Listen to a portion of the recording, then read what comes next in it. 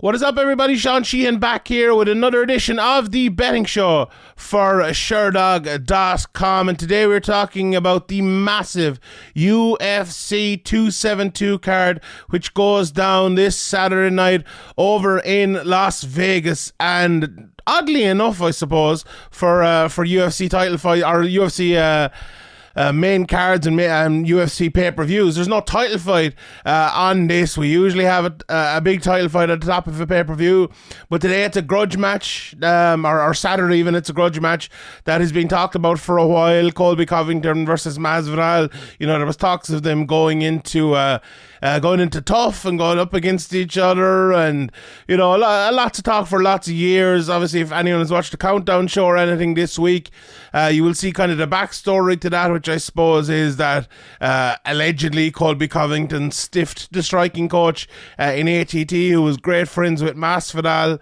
Masvidal obviously took exception to that. Kind of fell out with Colby after being teammates with him, after cornering him, after letting him sleep in his house or apartment or whatever it is, and it all kind of started from there. Now, I think for a lot of people, you know, obviously some people had heard that story, knew that story a while back, but I think for a lot of people, they thought it was just Colby kind of talking smack on him and Poirier and others in the gym, and then Lambert threw him out. But it seems like it's more than that, and it definitely is more than that, and it has become maybe a story and a storyline that we haven't seen in a while in MMA. You know, back in the day, we always had a lot of, you know, I've mentioned it on the preview, but Tito Ortiz, Chuck Liddell, Rashad Evans, John Jones, and others like that as well. So, very interesting. And you know, that kind of plays into the betting as well sometimes in these fights. If these lads are you know, if they're emotionally invested, it can help one game plan and hinder another, and we will get to that in a second, because my flyer bet actually this week is the main event. Now, I must say, the last 2 weeks of my bets have not been good. And we had Bellator Dublin last week, and the last time we had Bellator Dublin, I think I got either 3 out of 4 or 4 out of 4. It was close anyway. And the big Cage Warriors cards with lots of Irish people, I got most of them right. It hasn't been a great 2 weeks, but do you know what? We're going to bounce back today. As I tweeted after the fights last week, lost all 5 bets, we lose more money next week. So here we are to lose more money. But as I said last week, and as I say every week, please bet responsibly. You know, if you only put on a couple of quid on all the bets last week, you haven't lost too much, you know. So please continue to do that. Or even just tune in and watch what you think, how you think these bets will go, and send me abusive messages afterwards on how bad I am. But no, there's been lots of support. The numbers are growing in this, and there's a lot of people listening to it and watching it. So I really, really appreciate it, and we'll keep it going, because I enjoy talking about, enjoy kind of, you know, some of the fights on the undercard and stuff. It's good, I know, for a lot of people watching. For me, it's a little bit different because I'm watching with an unbiased head on, I suppose. But it's good to have, you know, kind of a horse in the game. You know, if you bet on, you know, Fighter A and on Prelim B and they win, you're delighted. If you hadn't bet on it, it's like, sure, now will I even bother watching that? But I think that's what a lot of people do. But that's another reason to absolutely bet responsibly. All 5 bets this week are from UFC 272. There is a Cage Warriors card over in the States as well. I don't think there's any of the local fighters here, so I'm going to avoid that one for him. But although there is Jeremy Lebiano against Wilson Hayes is on that, I believe, this week. That's a very, very good fight as well. So, you know, there it isn't just UFC, but all of mine this week are from the UFC. So I'll get straight into it here. And I suppose the first bet I'm going for is the one with a bit of news, and I'm going for Rafael dos Anjos at minus 190 over Renato. Now, I looked at that last night, and I think the fight has actually become official since then. And he's actually, do you know what? He's minus 170 now, so I'm going to adjust that. He's minus 170, so even that's even further in now. So that's very, very interesting here. That dos Anjos is. And that makes me even further to my bet. Now, remember as well, this is 5 rounds. That's very, very important, I think, because the Sanjos was preparing for a 5-round fight. Mykanov fought, a few weeks ago. I remember him fighting not too long ago. He had a very, very good display, good win. Maybe a month ago at this stage. It's hard to know the way the world of MMA goes so quickly. But, yeah, that fight... Look, the way I see that fight going, if both of them had the amount of time to prepare and everything like that, and both of them were on an even keel kind of going into the fight, I would pick dos Anjos anyway. I just think I just think Dos Anjos' kind of ability to get inside and land big shots is what Moicano struggles against sometimes. Like, he's good when he can keep a guy on the outside. We can kind of jab him up if it goes to the ground. He's very good jiu-jitsu, obviously, as well as we've all seen down through the years. But I just feel like Dos Anjos is a good guy at getting on the inside. Now, against the top fighters, maybe not, but Moicano I don't think is the top in the world. He's obviously top 10 and maybe even top 5 if he gets the right run going together. But I think against that level of opponent, I think Dos Anjos is good enough to get inside, to land some big shots. I'll say it again though, and I said it in some of that preview and some of my other previews this week. It's interesting to see where Dos Anjos is in his career, because he had a great win last time out and he's looked good in throughout his career, and he's a guy who's taken different steps at different times. So he had a great run, then he had a few setbacks, then another great run, won the title, then another few setbacks, and then looked good again recently. It's interesting to see like how long a good run will last at this stage of his career, because when you get to that level and you get to the very top, it's very, very hard, as we've seen with numerous fighters throughout the years. It's very hard to stay there. And it's also very hard to consistently get back there if you have lost it, if you know what I mean. And for Dos Anjos, that would be the one issue for me. But I think on short notice against Moicano, a more favourable matchup, I think, than Fiziev. I don't think that will show up in this fight. And that's the reason, really, I'm going for him. I think it's a good, favourable matchup. I think it's 5 rounds as well, as I said. That I think that will suit Dos Anjos preparing for that. Moicano having not prepared cardio-wise for that. Like, will he go out? Remember Masvidal that time he fought Usman, and he just went out and he tried to knock him out in the first round. That's probably a wise thing to do. Now, I think Moicano will probably back himself and not do that and fight his normal fight. But will he fight and adjust a certain way to fight that way because it's 5 rounds? Maybe. And will that help Dos Anjos? Maybe as well. So I think, look, everything points in the favour of Dos Anjos here. Everything. I think good style matchup, good notice, preparing for 5 rounds. Moicano, all credit to him for stepping in. I think he deserves massive credit for this. But I think Dos Anjos will win this one. Right, my next bet, I'm going for Edson Barboza to win. He is plus 132 to win, a slight underdog in this fight. And really, I think it's about 50-50 in this one. If you were to give me a 50-50 price, if you were to give me them both plus 100, I would pick Barboza. I think. I just feel like, someone said it the other day. I can't remember exactly who it was. I give him credit if I remember, but they said Barboza has beaten better fighters than Mitchell. And that is true. Now, Barboza is another guy who's been around a long time, but I don't think he's looked particularly bad or anything like that, coming down to 145. He had a couple of issues in his very first fight, I think, but I think he's looked good since then. And I wouldn't think much of anything, to be honest, from that point of view, in terms of where he is in his career. So look, the main reason I think this is Barboza, we saw him against Khabib, right? And that's the perfect example of someone, if you want to see him against a wrestler and how they look. He had the ability at times to get away from Khabib while still throwing shots. Now, most people can kind of get away while not throwing shots. They try to throw a shot and immediately they get taken down. Now, that did happen to Barboza eventually. But throughout the fight, he found little ways. I always talked about that. McGregor as well. When he was talking about fighting Khabib, he's like, I only needed on the feet for a second and all of that. And that is legitimately true if you have very good cardio and if you have massive power against Khabib, right? Or against a wrestler like that. And Barboza is one of the only guys to actually show that to be true. Now, without knocking him out. But remember, was in the third round of that fight, he hit Khabib and hurt him.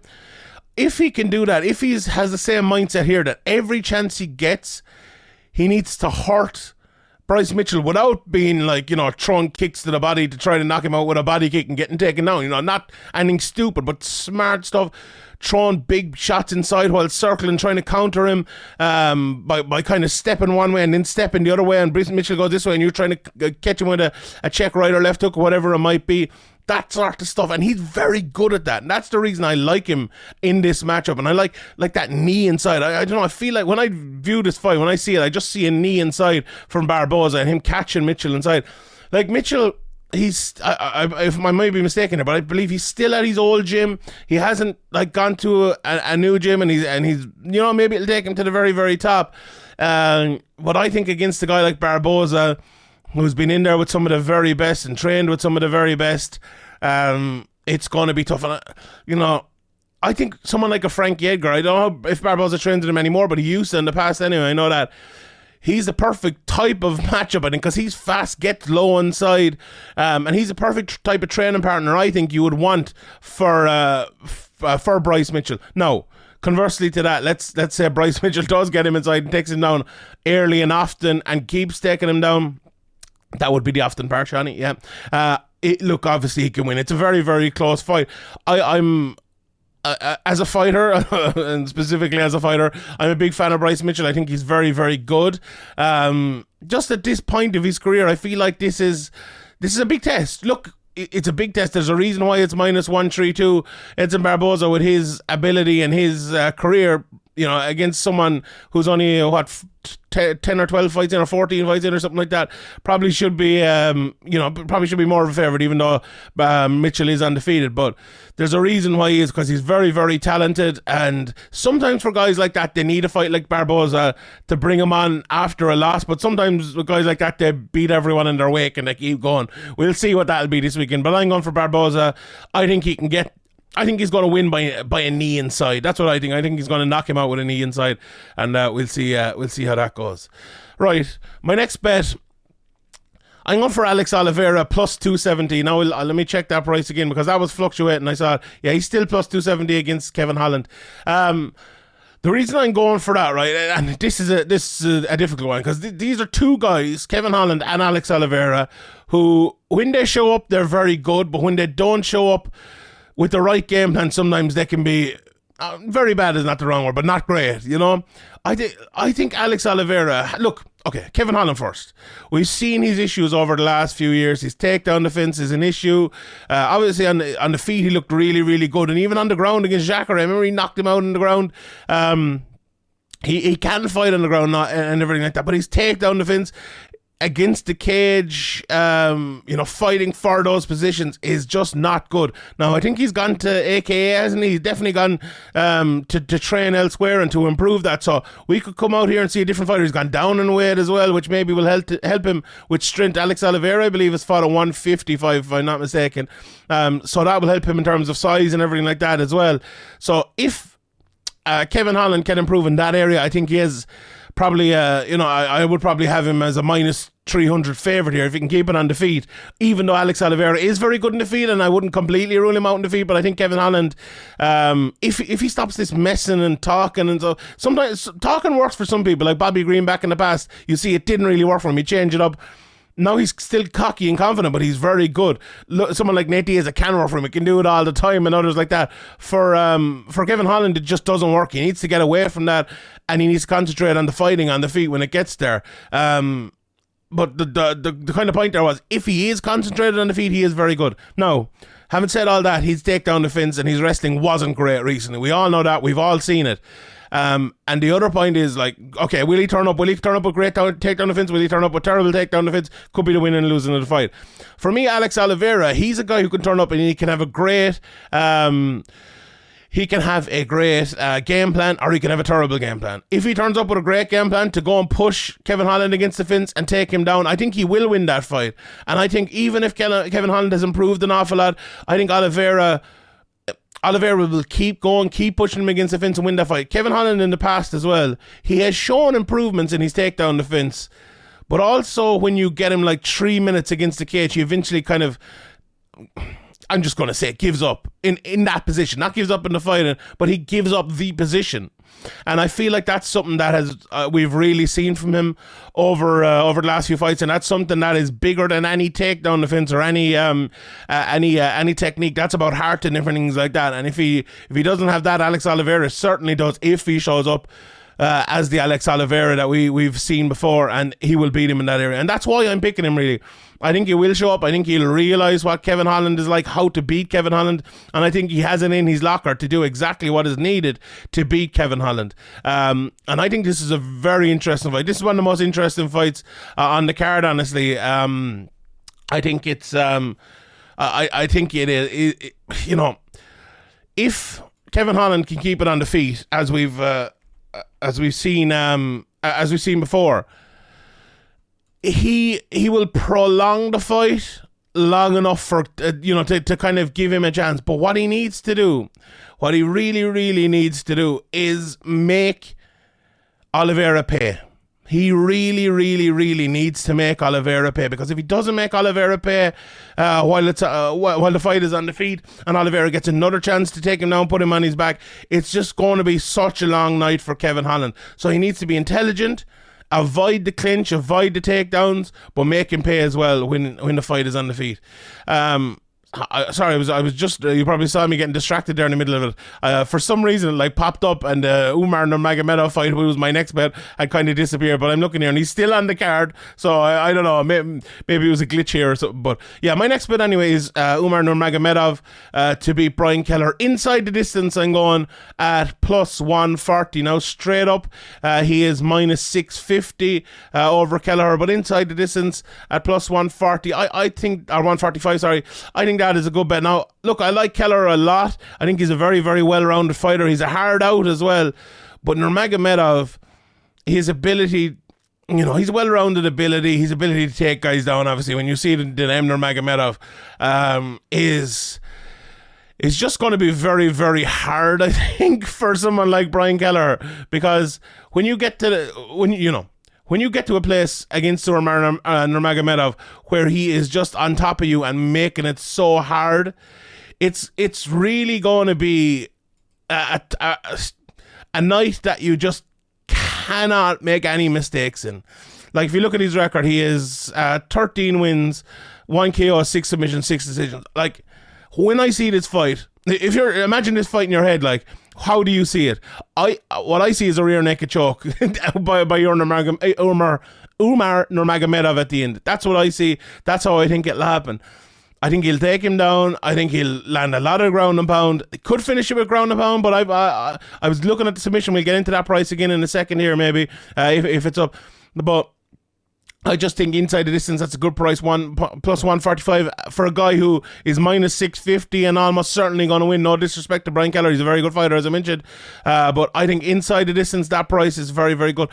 I think the one thing with Kelleher is he will, you know, I said earlier on about guys like trying in fights and landing the shots and trying to land those big haymakers or whatever you might want to call them. Sometimes they work for guys and sometimes they don't. I think for Kelleher in a fight like this against Umar Nurmagomedov, it's just not going to work. And I don't know what is going to work, to be honest. I really don't. And if he would get into that position where he has been taken down and then he can't get up and then he can't get any offense off, he can't get any shots off, he can't get any submissions off for the bottom position, and that's very hard to do for 15 minutes. It really is against someone like Nurmagomedov, who is so good in that weight class. And at bantamweight, you know, obviously not the heaviest guys in the world, so sometimes it's easier to get off the bottom and get back up, especially for Kelleher, a guy who's so good and won so many fights.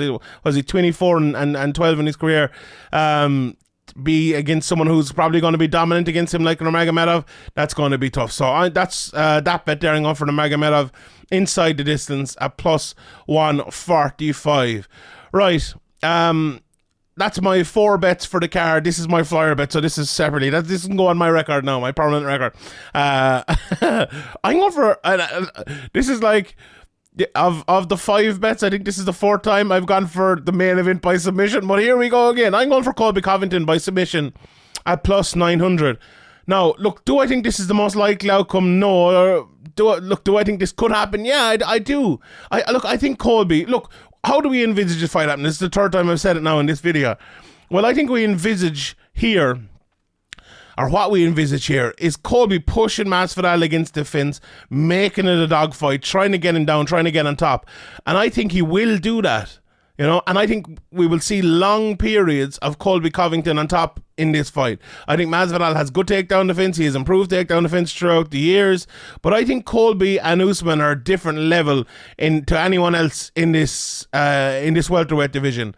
And Masvidal, who's, you know, not the biggest guy in the world, he's fought down on 155, although there isn't that much of a size disparity against him. I think Colby is a guy who keeps his weight down very, very well. I think he is a guy I think you could go up and fight in weight, even though he weighs, he might look like the biggest guy, but I think that's on purpose more than anything else, to be honest. But that's kind of beside the point. I think Masvidal, look, he'll obviously be trying to stop the takedown here, be trying to sprawl, he'll be trying to do everything to get off of Colby and land these shots on the feet. But I just think Colby will revert to type and push him against the cage and try to take him down. Now, the problem there is for Colby, he hasn't been fighting like that recently. And look, he's fought Usman twice, so how could you expect him, I suppose? You have to fight a little bit differently against Usman. But I think a lot of people, myself included, wanted to see more of that from Colby in those fights to give him a better chance. Like going out there, having a kickboxing match with Usman, look, which he was forced to do for large periods, don't get me wrong. You can't just go out and take down Usman. But the game plan, it felt like from moment one, wasn't directly to take Usman down, you know? And sometimes fighters get out of that mindset and get out of that game plan and think that they have changed everything up, they've improved in all areas and they're better now, whereas they're actually probably better the first way they fought and should probably go back to fighting that way. If Colby Covington thinks he's better now than he was before in terms of game plan, not in terms of a fighter, I'm sure he's absolutely a better fighter, but in terms of game plan, I think he has a chance to lose this fight. But I don't think he's that stupid. I really, really don't. I think he will revert to what Colby Covington was on the way up, push guys against the fins, pull them down, and make it a dogfight. And if he does that, I think he will end up finishing Masvidal. Maybe go to a decision. Masvidal is very, very tough, but at this stage of his career, I don't know if I see Masvidal kind of holding out for 5 rounds of that abuse, to be honest. And I think Colby will end up finishing him. You know, the plus 900 for submission, that's the one I'm going for. I think he could submit him. Like, I could see a 4th round rear naked choke here or something like that for Colby. This is not going to be like Colby jumping in for a triangle or jumping on a guillotine or anything like that. This is going to be him almost TKOing him, Masvidal turning up his back and him getting a rear naked choke. That's how I see this fight going. Honestly, I said at the start, maybe this isn't the bet I'd go for. Maybe it actually is, to be honest. Maybe it could be a TKO from that position as well, but I wouldn't be at all opposed to this, and I think this is a very, very likely outcome. At plus 900, yeah, I will stick with that. Right, let's run through some of the other bets. Obviously, we will start here with the main event and the straight-up prices and some of the other prices. Excuse me. So Colby is a minus 320 favourite. Here, Masvidal plus 250, a little bit of change in there, but around Colby goes from like minus 400 to minus 300, which I think the minus 400 is a better price in terms of reality. For Colby, I don't see many ways Masvidal wins this, to be honest.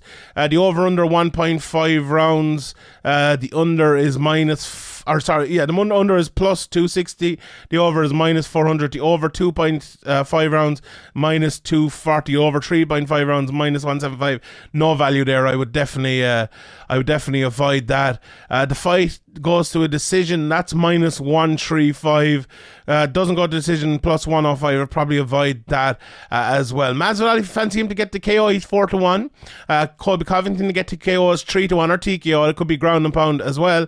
Masvidal submission is plus 2,000, and I don't think that's very likely. And as I mentioned, plus 900 for Colby to get the submission. Colby just to win inside the distance. This would have been one of my bets if I hadn't gone for the flyer. That is plus 210. I think that's great value.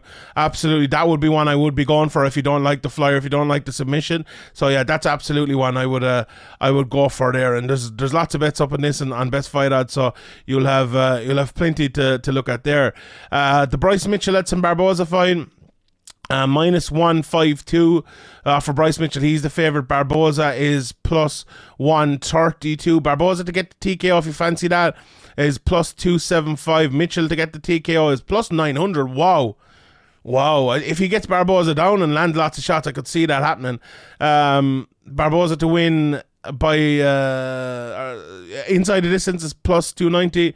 Mitchell to win inside the distance is plus 172, or to win by decision plus 222. So very, very interesting, very interesting stuff there. No, sorry, yeah, plus 257 Mitchell to win by decision. So I think there's some interesting bets there. You know, I really do. You know, the most likely outcome there, I think, probably is a decision, maybe, but I still think Barboza is going to catch him. But anyway, right, Moicano against Dos Anjos. Obviously, there aren't a lot of props up for this. This one has just kind of become official here in the last 24 hours or so. Minus 170 for Dos Anjos, plus 145 for Moicano. Then Oliveira is, as I mentioned earlier, plus 270 against Holland, minus 310. Greg Hardy, plus 185 to minus 215 there for Spivak. The over-under, the over 1.5 rounds is minus 155. The under is plus 125. A heavyweight fight, you know, betting the under 1.5 rounds. The under 2.5 rounds is minus 160. I like that a lot. Honestly, that's the under I would bet there. Jalen Turner is a slight favourite over Jamie Malarkey. He's minus 155. Malarkey plus 135. Love this fight. Marina Rodriguez minus 250. Plus 210 for Yan Xiaonan. I think that's a little bit long there. I think that should be a little bit closer. Kennedy and Njukwi against Ngumurunu. They're just about to say minus 137 for Njukwi. And plus 117 for Nick. Maria Agapova minus 175, plus 150 for Marina Moroz. Love that fight as well. As I mentioned, Umar Nurmagomedov is minus 2. Sorry. Umar Nurmagomedov is minus 650. Brian Kelleher plus 475. Ulbanbekov is minus 210 over the veteran Timothy Elliott at plus 180. And then we have a couple of other fights. Smith is the favourite, minus 160 over Ludovic Klein, who is plus 140. And then Justin Jacoby is minus 182 favourite over Mikhail Olanchuk at plus 154. So I'll read you out my bets again. I'm going for Rafael Dos Anjos minus 170 to win straight up. I'm going for Edson Barboza plus 132 as well to win straight up, and Alex Oliveira at plus 270 to win straight up. I'm going for inside the distance, Umar Nurmagomedov against Brian Kelleher at plus 145. And then for my flyer of the week at 9-1, it is going to be Colby Covington in the main event to win by submission at plus 900. Right, that's it for me. Thank you very much for listening and watching. My name is Sheehan for Sherdog.com, and I'll see you all next time.